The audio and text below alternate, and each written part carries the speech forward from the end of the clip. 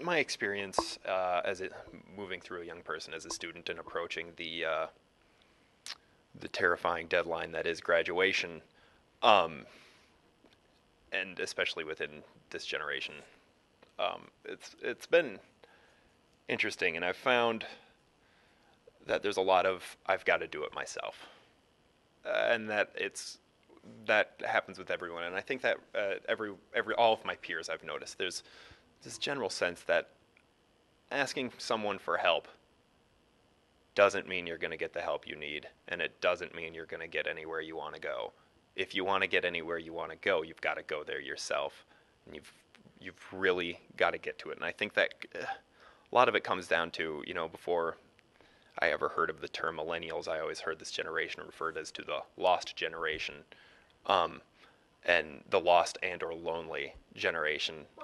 Yeah, that was my old baby boomer teachers in high school saying those things about my age, and I don't think they're wrong, but I don't think it's a bad thing that we're a lost generation. I think being lost as within a culture or within a society is an incredibly important perspective.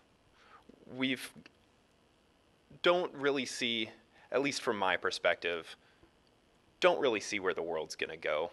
And how can you? How can anyone? Every generation's got that problem. They don't know where it's going to end up. But I think people really feel like they have got no idea what they're going to do, what they want to do, what they can get away with these days. What will people pay me for? What can I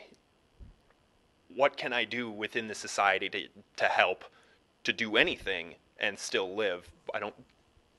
I've noticed a lot of people don't know these things. They've got no idea. And no one's giving them the answers because no one else knows either, because we're just kind of lost. And I think that's great, because that means we have to find ourselves. And that means, and I think the process of having to find yourself, and find yourself as a generation, and find yourself as a person, a professional, an artist, gets you closer to who you are as a person, or a generation.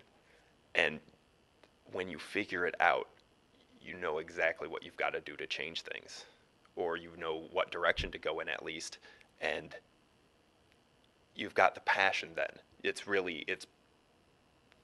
a part of you. It's less of I'm doing this because I can live off of it. I'm doing this because they pay me for it, and I think that I'm doing this because they pay me for it. Yeah, that's pretty much it. But that doesn't happen that can't happen when you are so tied to something because you've had to find yourself through it, or to get to it. You've had to fight so hard to even just understand what you want or what you can do as a person, that when you go into these fields, you're going to be passionate about it, and you're going to change it. You're going to try your hardest because you've fought through hell to get there and figure it out.